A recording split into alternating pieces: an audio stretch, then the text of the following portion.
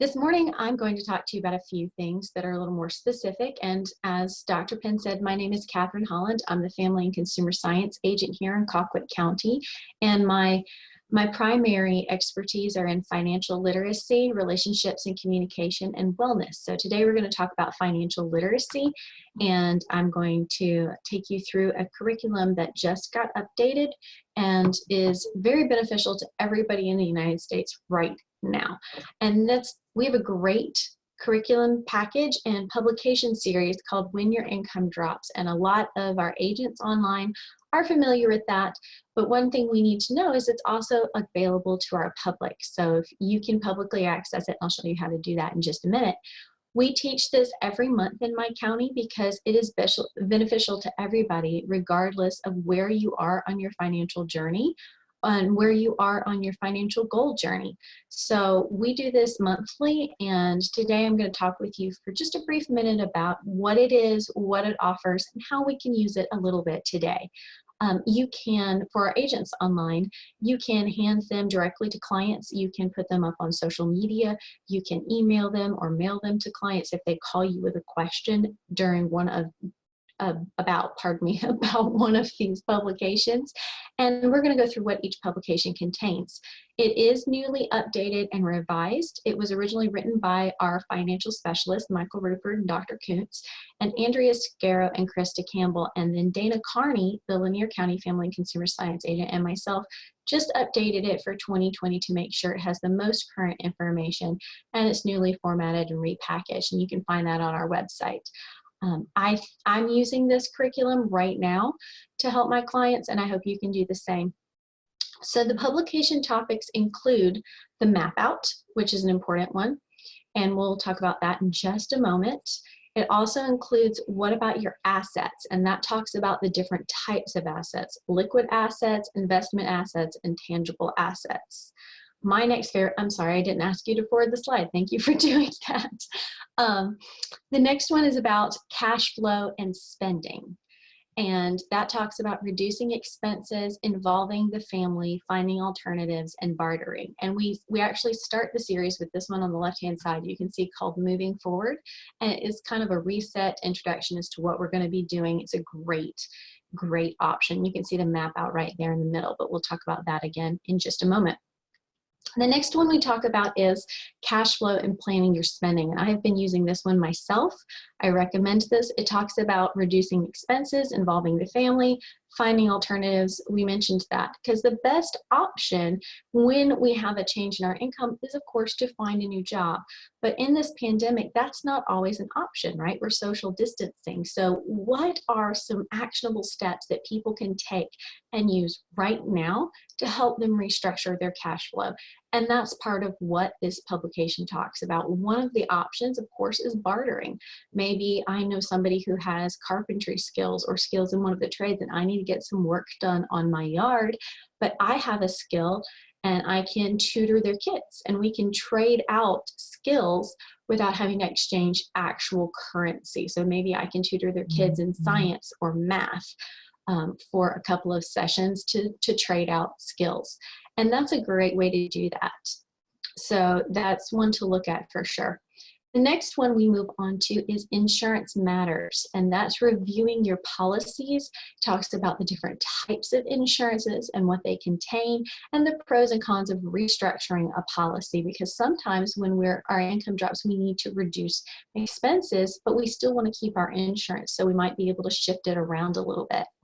Then we move on to dealing with debt, right? Dr. Kuntz gave some great examples of relief options we have right now during COVID-19, and I highly recommend people utilize those resources, but sometimes debt is just a part of life, and we want to have to develop a plan.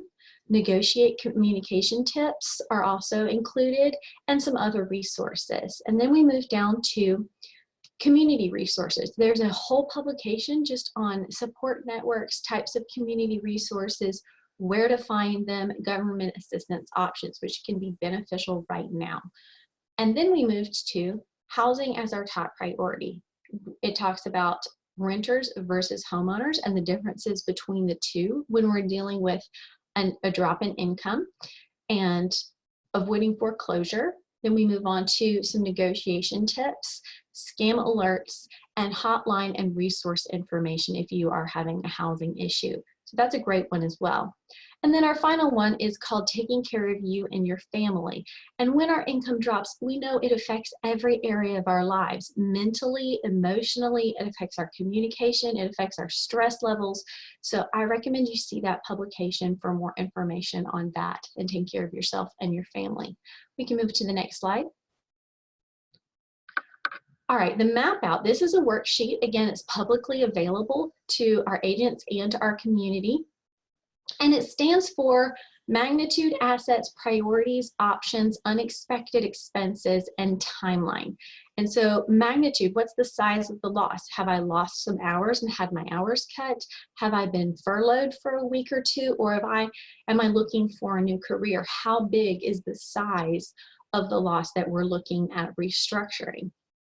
And then we move on to assets. And again, each of these things have a publication that goes with them.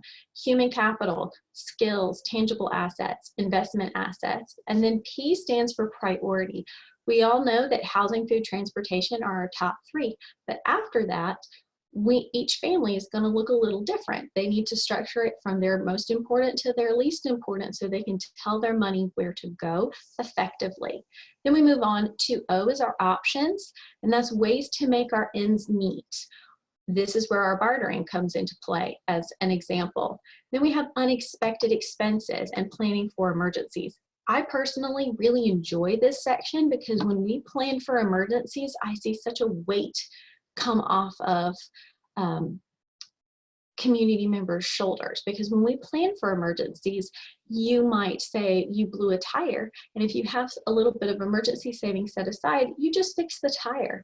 So we don't have to have a financial crisis and a car crisis at the same time. I heard somebody once call it Murphy bait, and Murphy repellent, pardon me, Murphy repellent. And I like that term because when we plan for a rainy day, then we just fix the tire.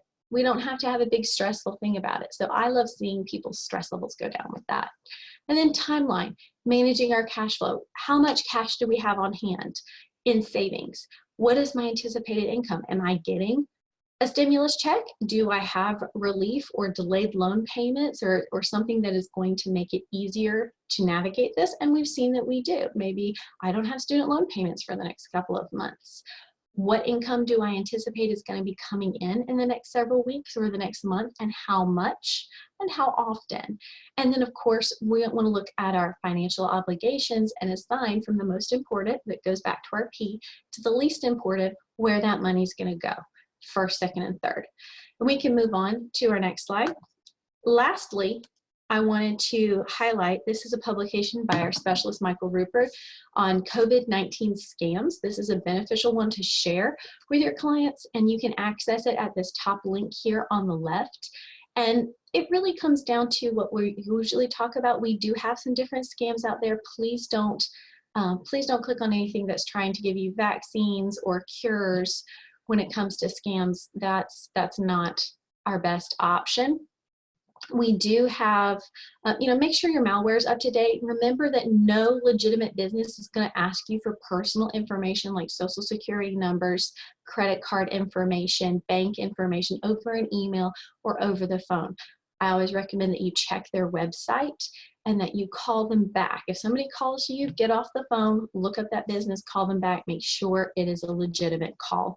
We call that caveat emptor, let the buyer beware. So just be a little more aware right now, because there are a lot of scams specifically with COVID trying to raise funding, fake charities, crowdfunding sites, and places saying that they have cures or vaccines or other resources to combat COVID that may not be legitimate. So just keep that in mind.